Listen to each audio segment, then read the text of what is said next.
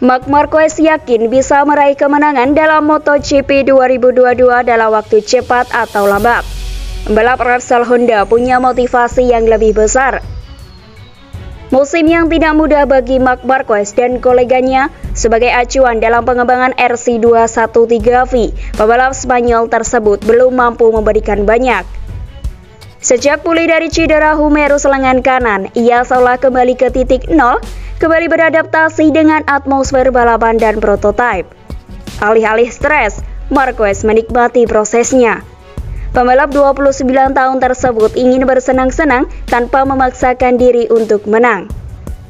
Seiring berjalannya waktu, ia mulai sering mengalkulasi resiko dan membandingkan dengan keuntungan yang bakal dimiliki. Saya menjalani akhir pekan seolah menyenangkan, tidak harus keluar dan menang. Jika saya finish keempat, maka keempat. Kalau menyelesaikan lomba di urutan kelima, ya kelima. Sama halnya kalau finish keenam, ya keenam. Ujarnya dalam wawancara dengan DAZN. Kemenangan pasti akan datang, semoga. Lebih dari mencoba merek lain atau tim lain, saya punya motivasi yang lain. Sekarang saya termotivasi untuk memperjuangkan titel, namun dengan tim ini, bukan dengan yang lainnya. Honda adalah tim dalam hidup saya. Saya selalu bilang, kenapa tidak pensiun di sini? Dan itu. Bagaimanapun, Marquez tak menyembunyikan keinginan untuk kembali menghirup aroma kemenangan. Balapan demi kesenangan, Anda naik motor, Anda turun ke sirkuit pada hari Minggu tanpa tekanan dan Anda berkendara untuk berputar. Tapi di trek, Anda akan berkompetisi. Saya di sini untuk berkompetisi dan merayakan berbagai hal lagi. Apakah itu demi titel? Tidak, saya tahu. Tapi semoga saya dapat bertarung, itu sudah cukup bagus.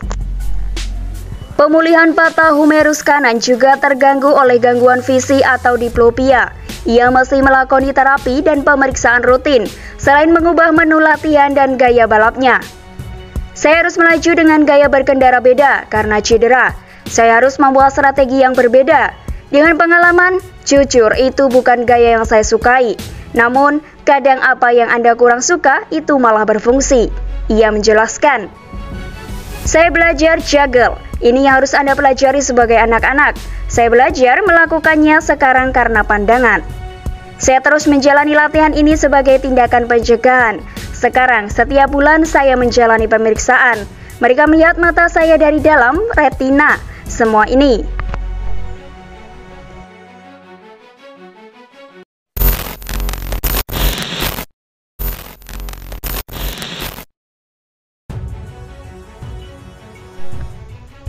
KTM negosiasi dengan Jack Miller, Alex Rins, dan Pol Espargaro. Pabrikan asal Austria KTM mengonfirmasi rumor pasar pembalap dalam beberapa pekan terakhir. Seraya menyebut juga sempat mengontak Joan Mir.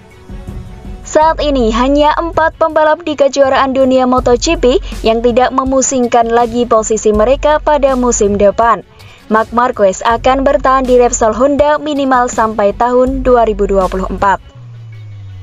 Pada awal tahun 2020 lalu atau setelah merebut gelar juara dunia ke-8, Honda Racing Corporation HRC sudah sepakat untuk mempertahankannya sampai tahun 2024. 3 pembalap lain yang masih terikat kontrak adalah Brad Binder dan Francesco Bagnaia yang bertahan sampai tahun 2024, serta Franco Morbidelli sampai tahun 2023. Dengan begitu, praktis posisi pembalap lainnya masih belum pasti. Pasar pembalap tersebut makin ramai dan panas menyusul keputusan mundur dari tim Suzuki X-Star pada akhir musim 2022 nanti. Padahal mereka memiliki 2 pembalap bagus, Joan Mir dan Alex Rins. Seperti pembalap lain, Joan Mir dan Alex Rins juga tengah mencari tim untuk musim depan. Salah satu pabrikan yang tertarik terhadap kedua pembalap Spanyol tersebut adalah KTM. Pada balapan terakhir di Le Mans, Prancis, pabrikan asal Mattighofen, Austria tersebut membuka suara soal siapa saja calon pembalap baru yang sudah mereka ajak negosiasi.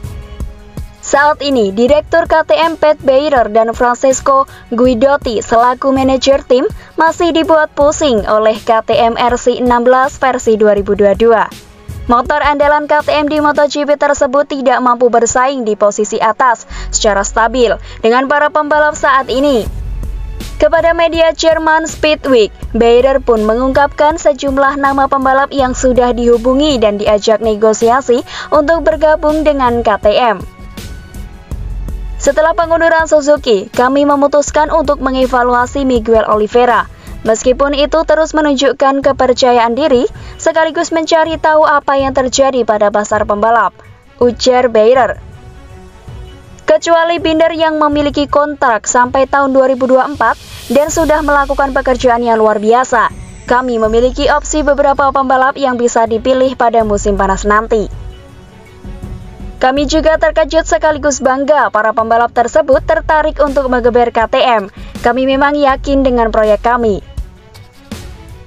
Kami sempat melakukan rangkaian pembicaraan dengan Pol Espargaro dari Repsol Honda, juga dengan Jack Miller dari Ducati Lenovo, dan juga Alex Rins.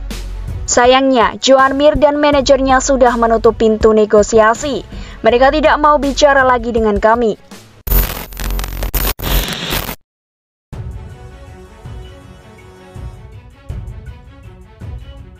Tidak ada yang menyangka musim ini Aprilia mampu bersaing di posisi atas dalam 7 seri yang telah digelar. Kehebatan Aprilia Racing pada MotoGP 2022 ini jelas tidak lepas dari peran dan performa impresif Alex Espargaro. Musim ini ia berhasil memberikan kemenangan pertama Aprilia di kelas Premier Kejuaraan Dunia Balap Motor pada seri Argentina beberapa pekan lalu. Pada balapan di Le Mans, Alex Espargaro menunjukkan kematangan mental, kemampuan teknik, dan ketenangan saat ditekan juara dunia Fabio Quartararo. Melihat semua yang sudah diberikannya untuk Aprilia, Alex Espargaro merasa berhak permintaan kontrak barunya, utamanya soal nilai yang ia harapkan dipenuhi oleh para bos di Noale. Aprilia dan saya mampu memenangi kejuaraan dunia ini, tutur Alex. Yang saya minta sepertinya masih normal. Aprilia memang masih di bawah untuk urusan pasar. Saya juga tahu di mana posisi dan usia saya saat ini.